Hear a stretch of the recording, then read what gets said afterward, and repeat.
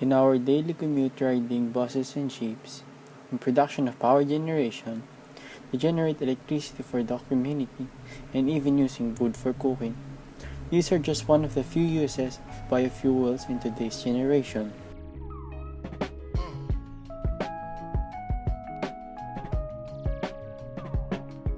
There are many ways of making biofuels.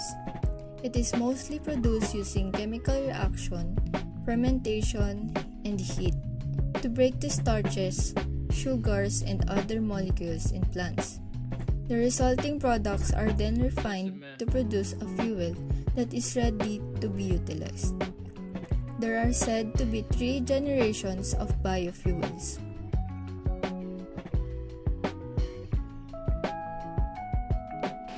The first generation of biofuels are fuels that have been derived from sources like starch, sugar, animal fats, and vegetable oil. The oil is obtained using the conventional techniques of production.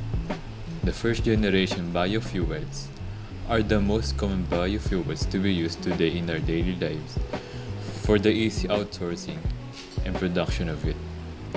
The thing that makes them easy to make is that they are mostly food crops. Popular first generation biofuels are biodiesel, vegetable oil, biogas, bioalcohols, and syngas. The second generation biofuels are also known as advanced biofuels. The thing that makes them differ from the first generation is that they are not generally food crops. They are commonly used and is not longer fit for human consumption. There are processing technologies these kinds of biofuels undergo.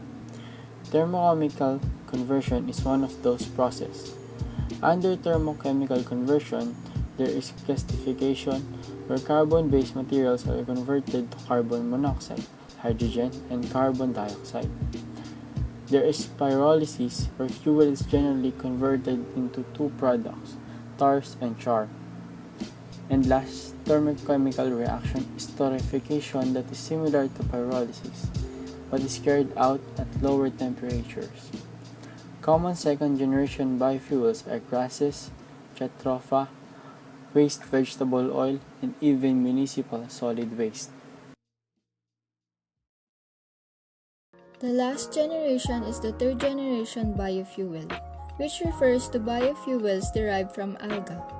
Alga produce an oil that can easily be refined into diesel or even certain components of gasoline, and it can be genetically manipulated to produce everything from ethanol and butanol to even gasoline and diesel fuel directly.